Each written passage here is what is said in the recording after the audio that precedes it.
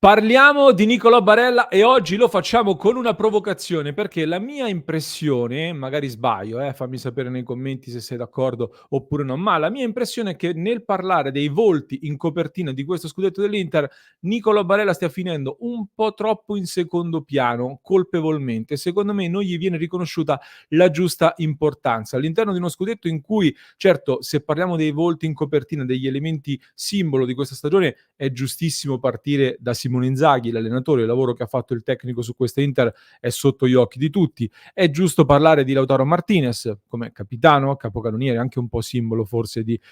questa Inter. C'è sicuramente una firma importante di Hakan Çalhanoğlu, c'è Thuram, una grande sorpresa per alcuni, non per tutti. Ci sono tanti altri giocatori importanti, sì, però Barella secondo me viene citato un po' troppo dopo in questi aspetti. Fortunatamente qualcosa sta cambiando con la coda di questa stagione, visto che Barella è stato super protagonista, diciamo così, della festa scudetto, ma soprattutto nella seconda parte di stagione ha giocato a dei livelli, secondo me, talmente alti che nessuno poteva più nascondersi e quindi in tanti hanno dovuto cambiare anche un po' idea rispetto ad una prima parte di stagione in cui invece ho sentito più di qualche critica, soprattutto perché meno presente in zona gol, più in ombra, è stato detto un po' di tutto, ecco.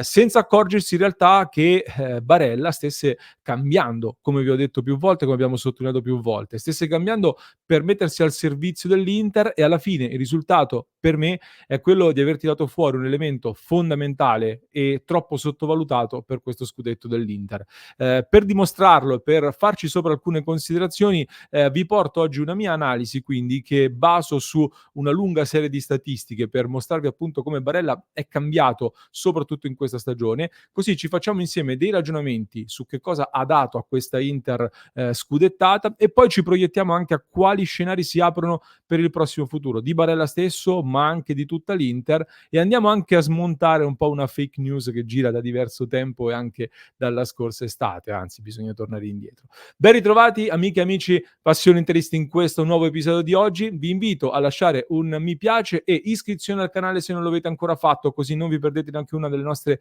dirette ogni giorno alle 19:30 dove leggiamo i vostri commenti. Quello di oggi è un episodio un po' da nerd, anche se non troppo, perché spero di stimolarvi un po' di discussioni, un po' di riflessioni e un po' di analisi che poi andremo a commentare insieme. Parliamo di Barella partendo da un presupposto. Chi ci segue da tempo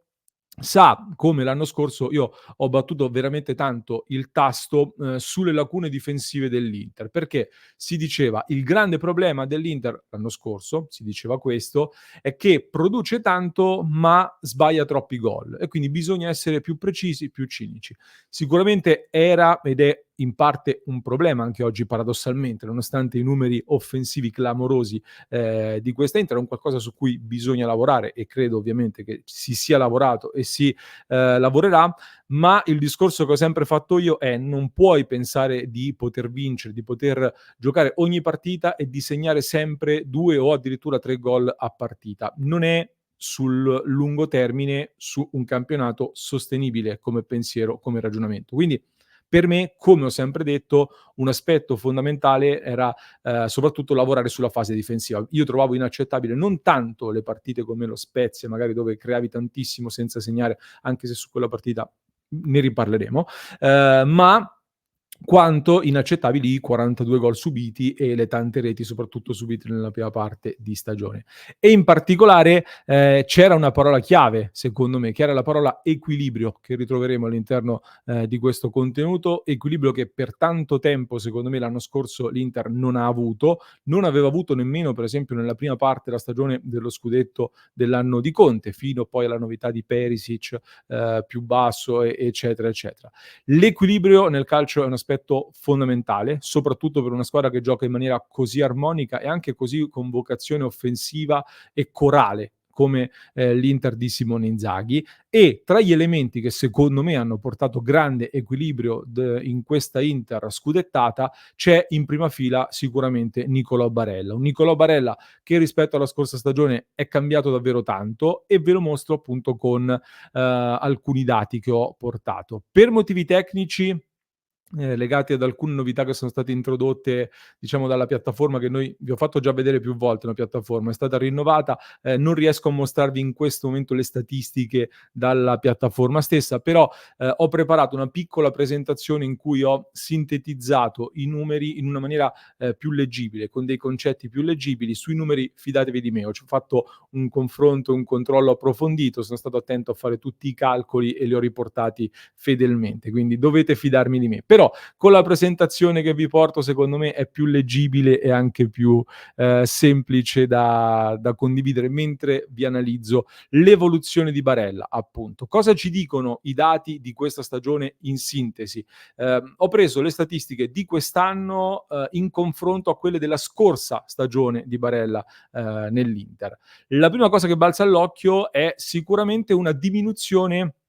diciamo, nell'apporto in zona gol, anche se ha ancora qualche giornata chiaramente per fare ancora meglio lì. Comunque Barella in questo momento ha 2 gol e 7 assist totali, mentre l'anno scorso a fine stagione aveva segnato 9 gol e 10 assist. Differenza comunque significativa, anche se è curioso perché, come vediamo nella presentazione, gli XG, cioè gli expected goals, i gol attesi da Barella, sono in aumento rispetto allo scorso anno, soprattutto sul dato, gli expected goal a partita, cioè ci si aspettava un Barella che segnasse di più fino a qui rispetto allo scorso anno, e invece ha fatto 2 gol contro i 9 dell'anno scorso. Quindi si può dire che sicuramente Barella quest'anno è mancato un po' in precisione, e questo lo si rivede anche nei dati dei tiri, perché tira di più a partita, ma centra di meno lo specchio della porta. Quindi un po' di precisione è venuta meno. Sul lato degli assist invece è curioso vedere come sono calati gli expected assist, cioè gli assist attesi. Eppure è distante solo 3 assist rispetto a quelli forniti l'anno scorso. Come detto, quest'anno è a 7, l'anno scorso era a 10. Per cui gli expected assist sono in calo, eppure può ancora anche superare il numero di assist forniti l'anno scorso. Quindi questo che cosa ci dice? Che quest'anno ha fornito degli assist più difficili, molto probabilmente, rispetto all'anno scorso, oppure che i compagni sono stati più bravi a sfruttarli, ovviamente. L'altro lato della medaglia chiaramente è che tutti i dati poi vanno anche contestualizzati all'interno della squadra. Però di fatto quest'anno Barella, i dati ci dicono che ha fornito anche degli assist più complicati, ecco, meno attesi probabilmente rispetto all'anno scorso. Fatto sta che la sua presenza offensiva rispetto alla scorsa stagione non è crollata in realtà, come in tanti sostengono, se non appunto soltanto nella statistica, nei dati relativi ai gol segnati. Un dato che secondo me è calato sì a causa di qualche errore che ha commesso, ci ricordiamo dei gol su cui, delle azioni, delle occasioni su cui poteva fare meglio da buona posizione, ma in parte secondo me alcuni errori si possono spiegare anche con i nuovi compiti assegnati da Inzaghi, che gli hanno assorbito delle energie e un lavoro differente nell'arrivare poi anche a calciare e a tirare da posizioni diverse. Quindi questo secondo me è da considerare. Però la cosa importante da sottolineare secondo me è che la presenza offensiva non solo non è crollata come tanti dicono, ma addirittura è aumentata in termini di goal creating actions, cioè azioni che hanno portato ad un gol dell'Inter, che ha creato partecipando ad azioni che hanno portato ad un gol dell'Inter, e anche azioni che hanno portato ad un tiro dell'Inter, shot creating actions. Lui è stato più prezioso in questi due dati rispetto alla scorsa stagione, sono entrambi in aumento. Entriamo però nel vivo del discorso sull'evoluzione di Barella, parlando del tema dei passaggi e dei palloni toccati. Perché? Qui sono aumentati tutti i dati. Barella gestisce ancora più palloni rispetto alla scorsa stagione e passa molti più palloni, fa molti più passaggi. Questa è una prima chiave secondo me molto rilevante. Così come è molto interessante il modo in cui gestisce i palloni.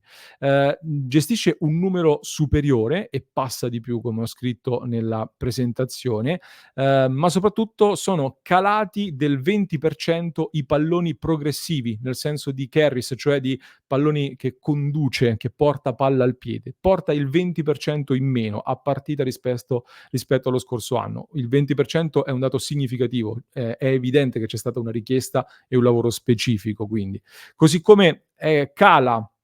del 12% il numero di palloni progressivi ricevuti, cioè di palloni ricevuti tra le linee andando a proporsi nello spazio, buttandosi in avanti, mentre è aumentato del 19% il dato sui passaggi progressivi, cioè è stato Barella che si è andato a buttare meno nello spazio, a cercare tra le linee, ma è andato più lui stesso a cercare i passaggi tra le linee e a proporsi di più anche come costruttore. In percentuale poi sono aumentati di tanto, soprattutto i passaggi lunghi, anche se sono ancora in un numero non elevatissimo perché comunque l'Inter cerca di giocare corto. Questo mi porta a dire questa serie di dati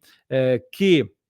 questo, diciamo, la sensazione che avevo ad inizio stagione poi è stata confermata nel tempo dal campo e adesso possiamo dirlo anche dai dati, perché su un arco di un'intera stagione i dati sono un campione sicuramente significativo. È un Barella che quindi al termine di questa stagione rispetto alla precedente è ancora più maturo, ancora più leader secondo me, ha vissuto anche una prima parte di stagione complicata anche da motivi extracalcio su cui non bisogna entrare secondo me, però si è messo a disposizione dell'Inter in questa nuova veste, rimanendo sempre comunque molto importante in fase offensiva, meno incursore, un po' meno rifinitore in fase offensiva pur facendosi trovare comunque con i suoi movimenti in maniera importante, meno presente tra le linee buttandosi nello spazio appunto, ma più costruttore, soprattutto per aiutare l'uscita della squadra e soprattutto, come detto, equilibratore fondamentale per me in mezzo al campo. Vi voglio mostrare anche una doppia heatmap, cioè le zone d'azione dove è più coinvolto nel gioco Barella, un parallelo tra la stagione 22-23 e la 23-24. È interessante secondo me notare, per chi ci ascolta in podcast ve la leggo io questa grafica, per chi ci segue da YouTube fate anche un attimo pausa, fate un po' di zoom. Tanto, chiaramente col fattore Frattesi di cui parliamo tra poco, quest'anno Barella, nella grafica di destra, si è spostato più spesso anche sul centro-sinistra, quindi è più presente anche in quella zona di campo là. L'anno scorso invece quasi sempre sul centro-destra. È interessante vedere però come l'anno scorso Barella si concentrasse come zona d'azione soprattutto sulla fascia e molto spesso lo vedevamo scambiarsi anche con il quinto a livello di ruolo e quindi si era addirittura pensato ma perché non provare Barella come quinto in alcuni momenti. Quello era un po' il Barella che stavamo vedendo, cosa che ha fatto anche quest'anno, ma quest'anno la sua heatmap si sta concentrando, lo potete vedere, anche un po' di più al centro, cioè sempre nella posizione di mezzala, sempre con dei compiti e delle zone simili all'anno scorso, ma in una zona anche più centrale del campo, più verso il cerchio di centrocampo. Questo ci viene confermato anche dai dati perché se noi dividiamo il campo in 3 parti, questo campo che vedete qui lo dividete in 3 parti, Barella ha aumentato soprattutto i tocchi del pallone nel primo terzo difensivo, cioè dividete in 3, la prima parte da sinistra, cioè dalla nostra difesa, è quella in cui ha aumentato in maniera notevole i palloni toccati, quindi tocca più palloni in fase difensiva, sia in termini di costruzione, aiutare dal basso, sia in termini di recupero, ripulisce i palloni e riparte. Ma ha aumentato di tantissimo, davvero il dato è aumentato di moltissimo nel terzo centrale, cioè in tutta la fascia centrale del centrocampo. Mentre sono aumentati di poco quelli nel terzo offensivo, sono aumentati di pochissimo quelli in area di rigore avversaria, sono diminuiti quelli nell'area di rigore difensiva.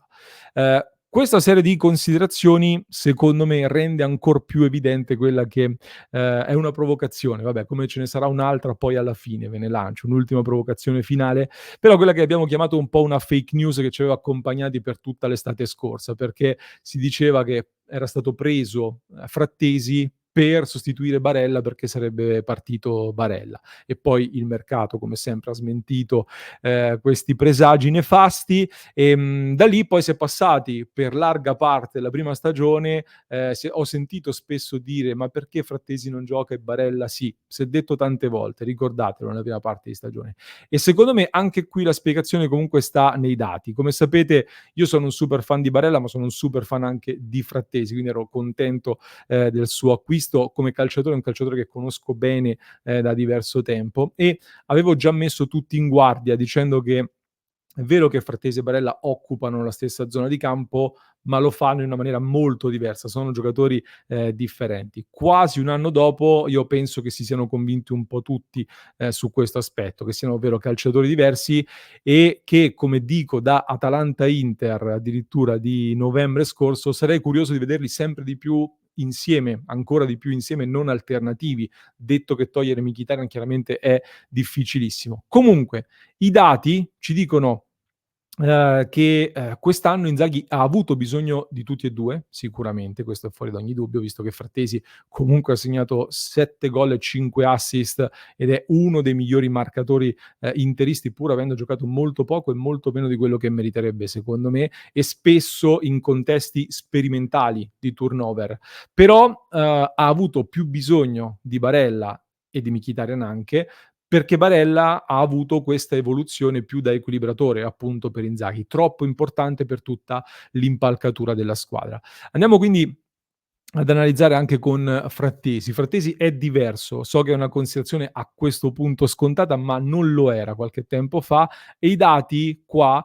sono sempre intanto rapportati sui 90 minuti. Barella ha giocato quasi il triplo, probabilmente o più del doppio dei minuti giocati da Frattesi, quindi per fare un paragone attendibile dobbiamo rapportarli tutti sui 90 minuti, quindi ogni statistica è stata analizzata sui 90 minuti. E cosa ci hanno detto i dati? Che Frattesi chiaramente ha segnato di più, lo sappiamo, ha tirato di più, il triplo rispetto a Barella, con più precisione e quindi è arrivato anche ad un maggior numero di gol. Frattesi poi però tocca la metà dei palloni di Barella, anche se ha un numero di dribbling che ricorda un po' il primo Barella, soprattutto quello di 2 anni fa in modo particolare. Comunque, tocca la metà dei palloni, ha, un maggior numero di palloni progressivi, quindi conduce di più il pallone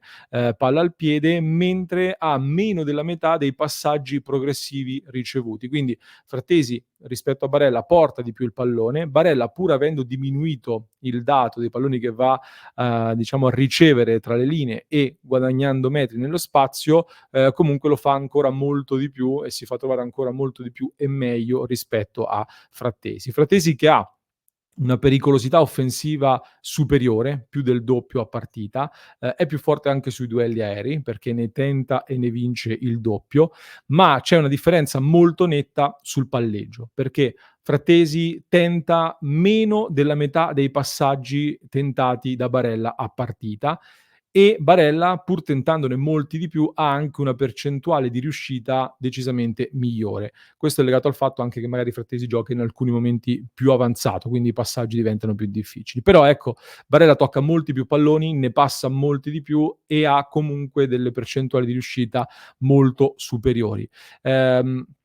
Crea rispetto a Barella, Frattesi, sempre la metà delle azioni che conducono ad un tiro dell'Inter, ma più o meno hanno la stessa quantità di azioni che portano ad un gol. Quindi, è soprattutto in prima persona che poi Frattesi porta al gol, quindi su questo aspetto equilibra questa statistica dove Barella è un po' più "al servizio" tra virgolette dei compagni. In fase difensiva poi si vede un'altra differenza molto marcata, perché Frattesi tenta quasi un terzo, dei contrasti che tenta Barella, che quindi Barella ne effettua quasi il triplo.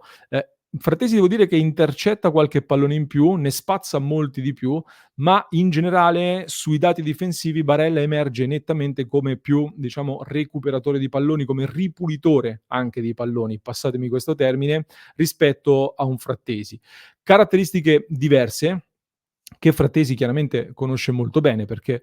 se glielo chiedete, l'abbiamo sentito anche in una recentissima intervista, se gli chiedete dove deve migliorare,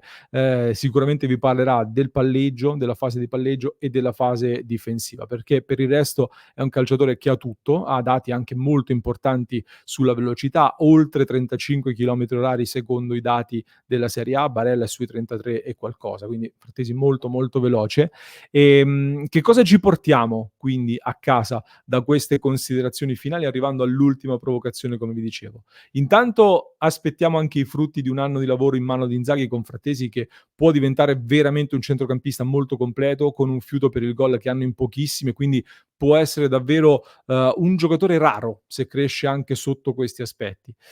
Tornando a Barella però, come dicevo, per me è stato un elemento fondamentale per la svolta, di un Inter che segna a raffica, ma costruisce le proprie fondamenta su un equilibrio totale e una difesa finalmente blindata. Questo secondo me è il vero segreto. Barella ha 27 anni compiuti, quindi, ha compiuto questa svolta che è da seguire con grande attenzione, perché entra anche nella fase di picco della sua carriera. C'era chi si aspettava per questa fase un passo avanti in termini di gol e di assist e invece io la metto in questa chiave. Per il bene anche dell'Inter ha fatto questo switch importante e può essere molto importante sia per il presente, come stiamo vedendo in questa stagione e anche nella prossima continueremo a vederlo, me lo auguro, ma soprattutto mi verrebbe da dire anche per il prossimo futuro, perché intanto sta per essere annunciato il rinnovo del contratto, quindi l'Inter e Barella vogliono andare avanti insieme a lungo. Un Barella sempre più leader, sempre più specializzato in questa nuova veste e che evolve magari ulteriormente in questa strada, in questa direzione che ha intrapreso quest'anno, per me ti apre vari scenari, come lo scenario appunto di integrare anche Frattesi, come ci auguriamo in tanti, provare nuove combinazioni anche con gli esterni, con gli attaccanti, nuove evoluzioni che secondo me Inzaghi ha già in mente e lavorerà in questa estate in vista della prossima stagione. Oppure estremizziamo ancora. Visto che dopo l'addio di Brozovic è il giocatore dell'Inter che corre più chilometri a partita in Serie A, magari dovesse servire nel prossimo futuro un sostituto del sostituto di Brozovic, cioè dovesse servire un sostituto di Çalhanoğlu in un prossimo futuro, potrebbe essere magari un nuovo esperimento interessante da affidare a Simone Inzaghi, al demone Inzaghi, quello di riprovare un Barella che lì è stato provato, ma non aveva ancora compiuto questa evoluzione che invece quest'anno ha compiuto con degli effetti per me fondamentali per l'Inter dello scudetto. Fatemi sapere che ne pensate, era un po' anche una provocazione, volevo sapere la vostra. Spero abbiate apprezzato come sempre i nostri contenuti di analisi e di approfondimento con cui cerchiamo di andare oltre le solite cose che trovate su tutti i canali e vogliamo scatenare un po' di dibattito che prosegue nel nostro club su www.passioneinter.club dove vi aspettiamo con la nostra nuova serata quiz e tante altre cose nuove che trovate lì, www.passioneinter.club. Vi lascio con un altro approfondimento che trovate in descrizione per chi ci ascolta in podcast, mentre per chi ci segue da YouTube vi basta cliccare qui.